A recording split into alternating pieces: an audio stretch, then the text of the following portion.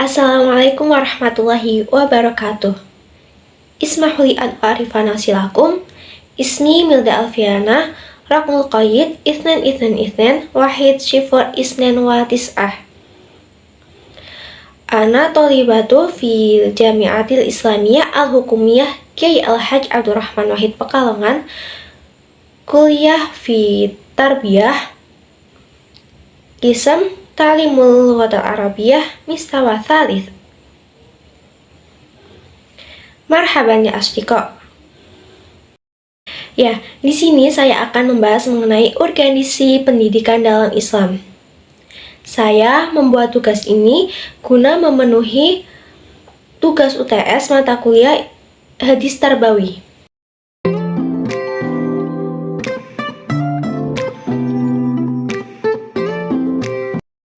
Ya, pembahasan pertama mengenai materi ini adalah pendidikan Islam adalah kewajiban agama. Hadisnya adalah An Anas bin Malik, qala Rasulullah sallallahu alaihi wasallam, thalabul ilmi fardhatun ala kulli muslimin wa wadi'ul ilmi 'inda ghairi ahlihi kamuqallidil khanaziri al-jauhara wal lu'lu'ah wal dhahab.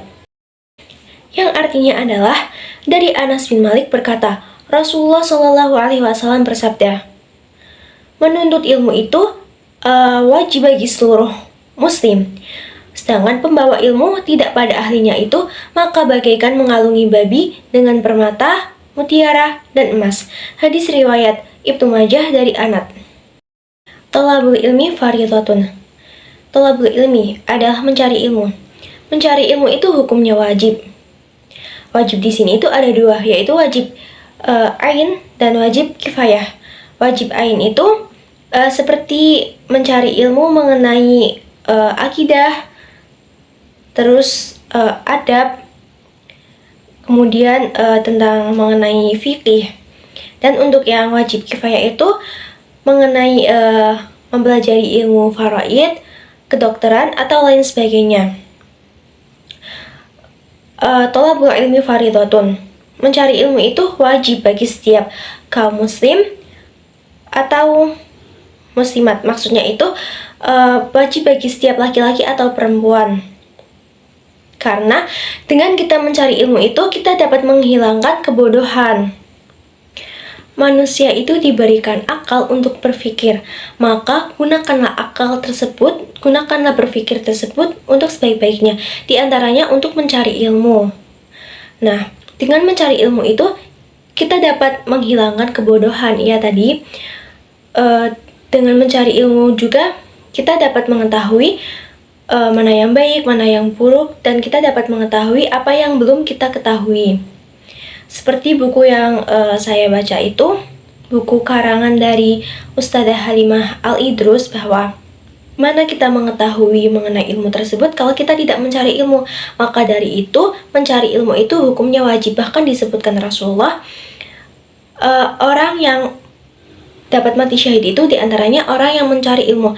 Maka dari itu, ketika kita akan pergi atau berangkat ke kampus, baiknya kita itu diniati untuk mencari ilmu, niat untuk thalabul ilmi, agar kita itu dapat mendapatkan pahala, agar tidak sia-sia begitu loh. Kemudian wawadi'ul ilmi 'inda ghairi ahlihi kamuqallidil khanaziri al-jauhara wal lu'lu'ah wa dhahab, yaitu pembawa ilmu yang tidak pada ahlinya itu maka bagaikan mengalungi babi yang dengan permata, mutiara atau emas. Maksudnya itu, ketika kamu menuntut ilmu tidak pada ahlinya atau bukan pada bidangnya, maka itu akan sia-sia. Misalnya, kamu akan belajar mengenai ilmu kedokteran, tapi kamu itu malah justru belajarnya kepada orang yang ahli dalam bidang faraid misalnya, maka itu tidak sama, tidak bisa bertemu, maka itu akan sia-sia. Maka dari itu harus menuntut ilmu itu harus pada ahlinya, agar sama-sama paham. Kita paham apa yang ia bicarakan, ya intinya itu bisa nyatu gitu.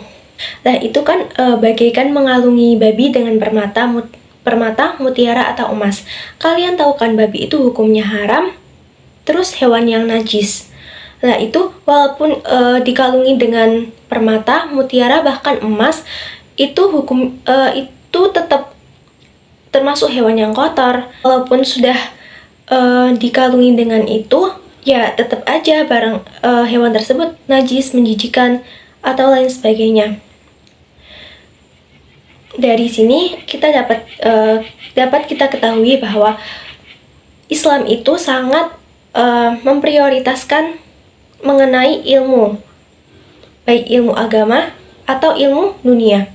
Tapi sebaiknya itu ilmu antara dunia dan akhirat itu seimbang, tidak terlalu ke duniaan. Ya kalau keakhiratan nggak apa-apa sih, cuman kan kita itu hidup di dunia itu ya butuh, ya yang dunia juga butuh yang akhirat, maka itu harus seimbang agar kita dapat hidup di dunia secara damai, tentram, dapat mengikuti zaman. Kemudian kita belajar ilmu akhirat itu kita bisa ingat bahwa kita itu hidup dari tanah dan akan kembali kepada tanah. Nah ini pembahasan mengenai mencari ilmu yang hukumnya itu wajib, maka harus dilakukan. Dan PR kita untuk pelajar atau mahasiswi itu dengan mencari ilmu itu, kita itu harus belajar. Dengan belajar kita akan tahu mengenai ilmu-ilmu yang belum kita ketahui.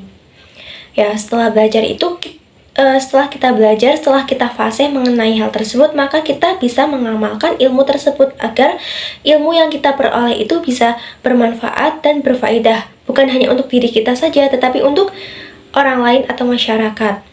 Nah, hadis ini termasuk hadis dhaif.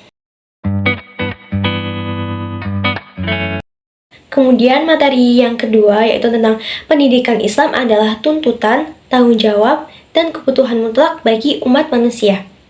Hadisnya yaitu An Abdillah bin Umar radhiyallahu anha anin Nabi sallallahu alaihi wasallam qala kullukum ra'in famas'ulun an ra'iyatih fal amirul ladzi 'alan nasi ra'in wa huwa mas'ulun anhum war rajulu ra'in 'ala ahli baitihi wa huwa mas'ulun 'alaihim wal mar'atu ra'iyatun 'ala baiti baliha wa walidihi wa hiya mas'ulatun anhum wal abdu ra'in 'ala mali sayyidihi wa huwa mas'ulun anhu ala fa kullukum ra'in wa kulluhum mas'ulun an ra'iyatihi. Rawahu Muslim fi sahihi kitabil imarah, yang artinya adalah dari Abdullah radhiyallahu an dari Nabi Muhammad SAW bersabda, setiap dari kalian adalah pemimpin dan bertanggung jawab atas kepemimpinannya.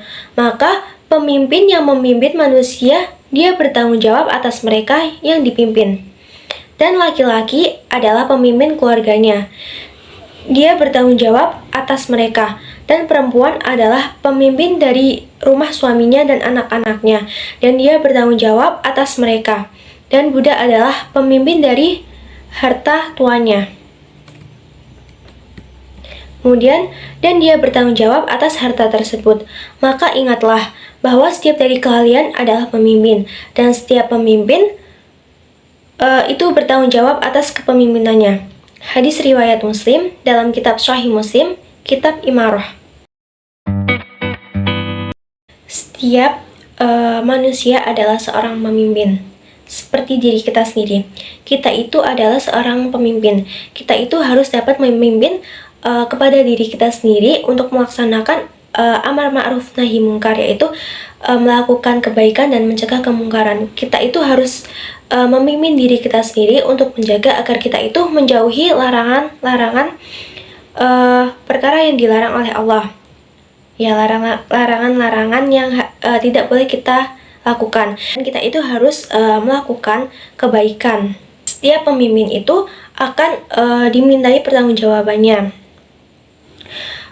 Untuk diri kita itu, kita akan dimintai pertanggungjawabannya di akhir hayat nanti. Ketika kita dihisab, maka semua perbuatan kita itu akan dimintai pertanggungjawaban.